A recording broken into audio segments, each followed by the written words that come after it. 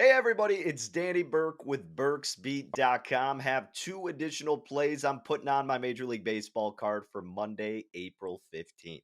Let's begin in Milwaukee. The Brewers taking on the Padres. San Diego coming off a nice win against the Dodgers last night. I don't think we're going to get the same result this evening. You've seen the market show support for Milwaukee, and I'm thinking the same. I took them at even money against San Diego because you're going against Joe Musgrove, who in four starts has been very alarming with what he's been unable to do, and that's perform adequately. He has an ERA of 6.87. His expected ERA is 8.40. You want to take a gander at his FIP? Well, that number's at 478. His xFIP is at 480.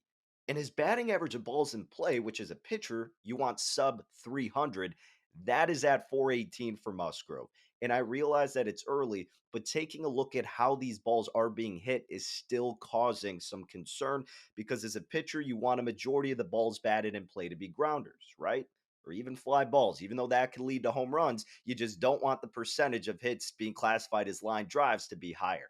Well, that is the case with Musgrove, unfortunately for him and the Padres. 33.3% of those balls batted in play are classified as being line drives, and 37% is the hard hit percentage from opposing batters. So Musgrove, yes, it's early. Yes, it's a smaller sample size, but I still think it's big enough to raise those red flags and to put stock into the offense he's going against the Brewers, which happen to rank second best in weighted runs created plus against righties and weighted on base average, OPS, batting average of balls in play, and overall batting average against right handed pitching. That should bode well for this Brewers offense. Now, defensively, Milwaukee is going to be throwing out Joe Ross. This will be his third start for the Brew Crew. His first outing against Minnesota ended up okay, allowed just two hits, no earned runs, but he did walk five guys. Perhaps it was a little bit of nerves in a new team and a new baseball season because then he did bounce back.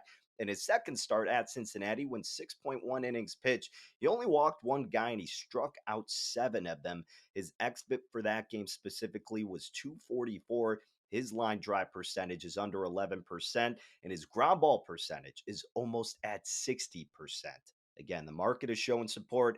I'm showing support for the Brew Crew. I snagged him at even money. That's a play that I'm making for tonight. Milwaukee Brewers money line at plus 100. Then the other spot where I'm taking a flyer revolves a series that we witnessed last week with the Angels and the Rays. Tampa Bay went out to the West Coast, took 2 out of 3 against Los Angeles. Now the Angels get a chance at revenge as the series moves down to Florida. Zach Eflin taking the bump for the Rays. His season has not begun that greatly so far. He has a 6.35 ERA, but his xERA, expected ERA, is at 4.08. All right, pretty good to see that.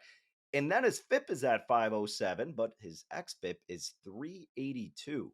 Perhaps positive regression could be in store for Eflin, who against the Angels allowed 9 hits and 5 earned runs in 5 innings of work. However, his xFIP for that game was 271. The constant theme is that he should be performing better than he has. Positive regression may be due for Eflin. And the Angels against righties this season have been slightly below average, 95 weighted runs created plus. Now, looking at the Angels, who's going to be representing them on the mound? It's going to be Southpaw Patrick Sandoval. And against the Rays, he also went 5 innings, but he allowed 6 hits and 4 earned runs. He had 13 fly balls compared to 2 ground balls in that outing against the Rays. We just stressed the importance of if you're a pitcher, your ball's batted in play, you want a majority to be grounders. That was not the case for Sandoval. So his xFIP for that game specifically was listed at 529 afterwards. So you probably got to think that he should have been a lot worse in that game and probably the majority of his starts this year because his ERA is 657. His FIP is only 276, but his xFIP is 443. He's walking over 5 batters per 9 innings. His batting average of balls in play is at 421. Sandoval is due to get rocked or at least keep being a below average pitcher. It just may get even worse. Even tonight against the Rays offense, it is doing exceptionally well against left handed pitching. They have a 108 weighted runs created plus. They have a WOBA of 313 and a batting average of balls in play of 330.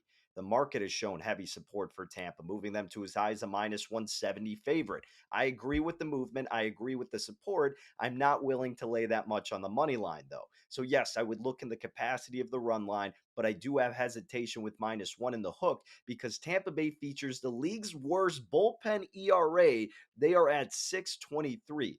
The Angels aren't much better at 5.02, so I still like Tampa overall for many categories that are presented for this meeting.